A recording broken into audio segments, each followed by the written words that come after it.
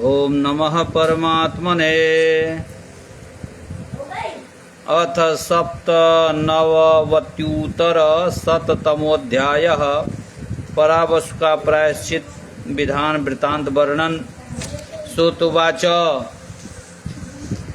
एतस्मिन्नेव काले तु नागरो द्विजसत्तमाः विश्वावसुरिति ख्यातो वेदांगपारगः पश्चिमे वयसि प्राप्ते तस्य पुत्रो बभूवः परावसुरीति ख्यातस्तस्य प्राणसमः सदा स वेदाध्ययनं चक्रे यौवने समुपस्थिते वयस्यैः समतैः सार्धं सदा हास्यपरायणैः कस्यचित्तवथ कालस्य माघमासोपस्थिते रात्रौ स्वाध्ययनं चक्र उपाध्यायगृहं गतः निशिथे स समुत्थाय शर्वैर्मित्रैश्च रक्षितः वेश्यागृहं समासाद्य प्रसुप्तो वेश्यया सह।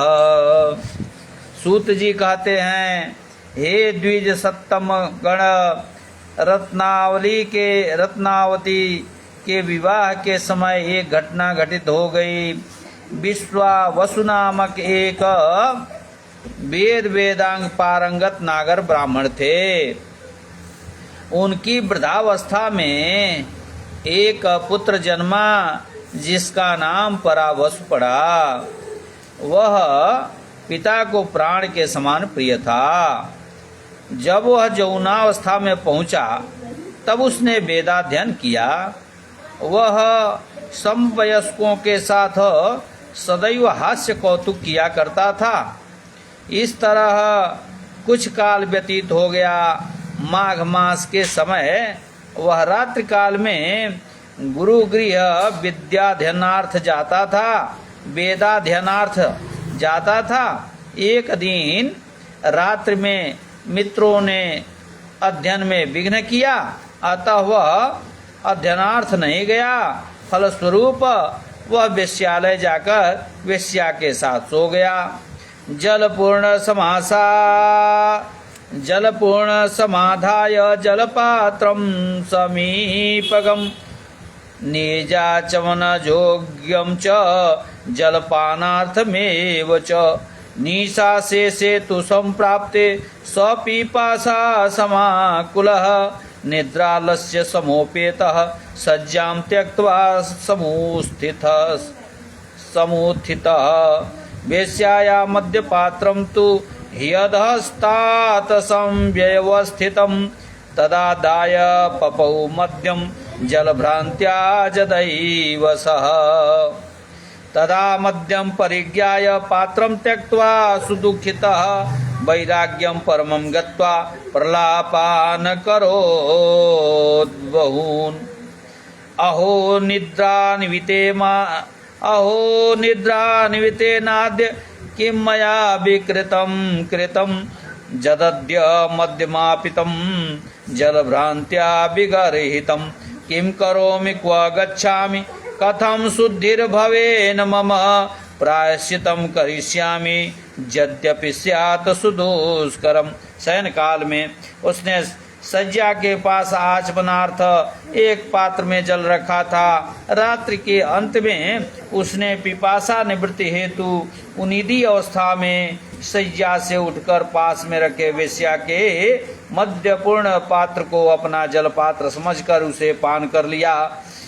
पानांत में उसे पता चला कि उसने मद्यपान कर लिया है। तत्पश्चात वह पात्र रखकर अत्यंत दुखी हो गया और वैराग्य प्राप्त होकर विलाप करने लगा। वह कहने लगा, अहो, आज मैंने निद्रा आलस्य के कारण कितना विकृत कर्म कर लिया। दुष्कर होने पर भी मैं इसका प्रायश्चित करूंगा।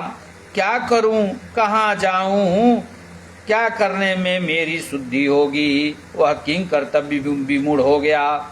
एवं निश्चित्य मनसा प्रभाते समुपस्थिते शंखतीर्थं समासाद्य कृत्वा स्नानं तथा परं सशिखं वपनं पश्चात् कारयित्वा त्वरान्वितः गतस्य तिष्ठते जत्र ब्रह्मघोषपरायणः उपाध्यायः स शिष्यस्य ब्रह्मस्थानं समाश्रितः स गत्वा दूरतः स्थित्वा सन्निविष्टो यथान्त्यजः समस्त्रु मूर्धजहिनस्तु यदा मित्रैर्विलोकितः तदा हास्यद्धतो मूर्धिन् हस्ताग्रैष्टमुहुर्मुहुः उपाध्यायस्तु तं दृष्ट्वा दीनं वाष्पपरिप्लुतम् अस्मश्रु मूर्धज संत्यक्तं ततः प्रवाच सादरम्। इस प्रकार से विचार करने के उपरांत वह प्रभात में शंख तीर्थ गया। वहां उसने स्नानोपरांत शिखा सहित मस्तक मुंडन करवाया और त्वरित पूर्वक वहां पहुंचा जहां ब्रह्मस्थान में उपाध्याय ब्रह्मघोषपरायण शिष्यों के साथ अवस्थित थे।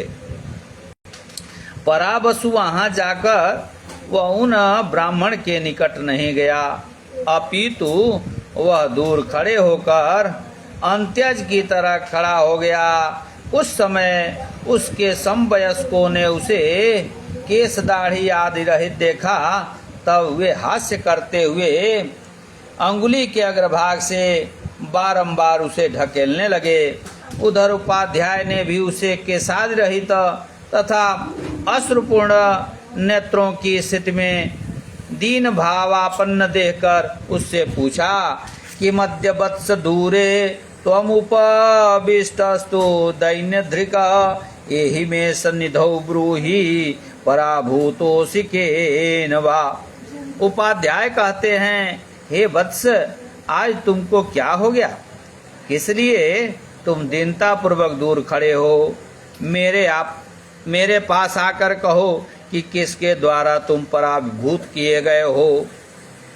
परावसुरुवाच अयोग्यो हम गुरो जातः सेवायास्तव साम्प्रतं वेश्याया मंदिरस्थेन ज्ञात्वा निजकमण्डलुं वेश्याया मद्यपात्रं तु मद्यपूर्णं प्रगृह्य च तस्माद्देहि विभो मह्यं प्रायश्चित्तं विशुद्धये धर्मद्रोणेषु यद् प्रोक्तं ततः करिष्यामि संशयम्।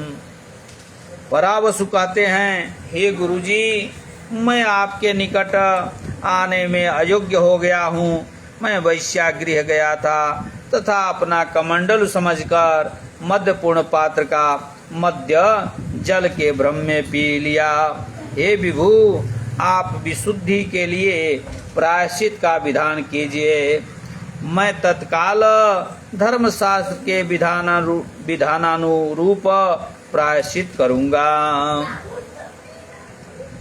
अथ तं बटवः प्रोचुर्वयस्यास्तस्य जेषिताः हास्यं कृत्वा प्रकामाश्च वैश्याया गुरुसन्निधौ या एषा नृपतेः कन्या ख्याता रत्नावती जने अस्याः स्तनौ गृहीत्वा त्वं धरं पिबसि द्रुतं ततस्ते स्याद् विशुद्धिश्च नान्यथा प्रभविष्यति।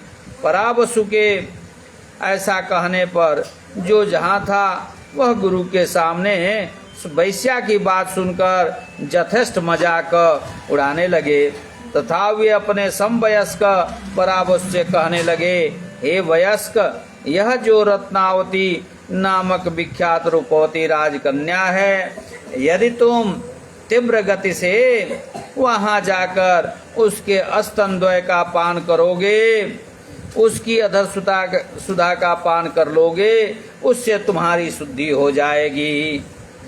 परावसुरुवाच